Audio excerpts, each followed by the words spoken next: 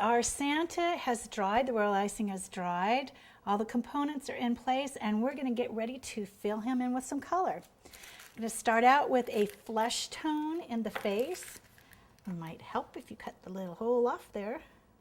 Make sure you don't do these, overcut those, because it'll just come pouring out.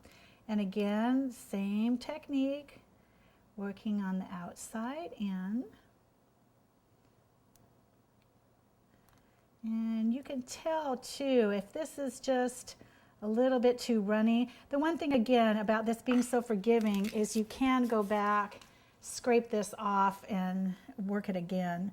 But again, keep in mind circular movements. And his face is filled in. Now, I didn't have to use any outlining on this. Obviously, it's flat surface. And you don't need to worry about it being perfect because there's going to be a beard around this and a hat. So if it's not filled out to the edges completely, not a big deal. All right, next we're going to move on to, we're probably going to start with the red outlining first. Now the outlining is, keep in mind, this is full strength. And the reason we're going to do this is because we're working at angles here and we kind of want to get some of, get it down a little bit lower, and it's going to have something to stop it from dripping. So what we're going to do is you're going to squeeze, and see how I'm just kind of pulling this. You want it nice and round, and then we'll stop it there. We'll go on the top, again the same thing, kind of drag and pull that down. And then we're going to want to touch this on the sleeve because we don't want this running into the black.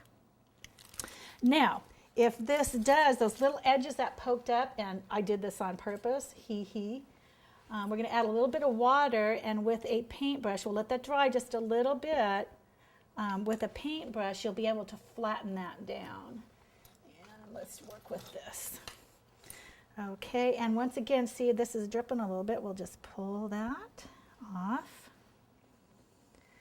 Working under lights too, it makes it a little bit warmer. We did turn that heat light off because our poor cameraman was melting. He was getting a tan, so we turned that off. Alrighty. With this red, what you're going to do is you're going to dip that in water. Now you don't want this soaking wet, so what I normally do is I use my hand to get off the extra moisture, and see how I just flatten that? And there we go. Perfect. Okay, and then we'll go back to the other arm and pull that down, and again. And with these two, like I said, I don't like doing this on the ornaments because unless you can really build that up, you're going to see those lines, and it's just not very attractive. But that's all. Most of us that have taken classes, that's the way we were taught. If you see any little gaps, any air gaps, you're just going to pull that in. Okay, now if you look at this, we're going to do his sleeves and his legs. So once again, too. Now I'm going to stop it right here because Santa's boots come up a little bit, so we're going to start it right about here, and we're going to pull that up, and again on the other side. Now sometimes too, what you can do if you like is you can glue these legs together. I kind of like to keep them apart a little bit. It makes them look, it gives them a little bit more movement. Okay, and straight up. This royal icing, we referred to this as the crazy glue for decorators.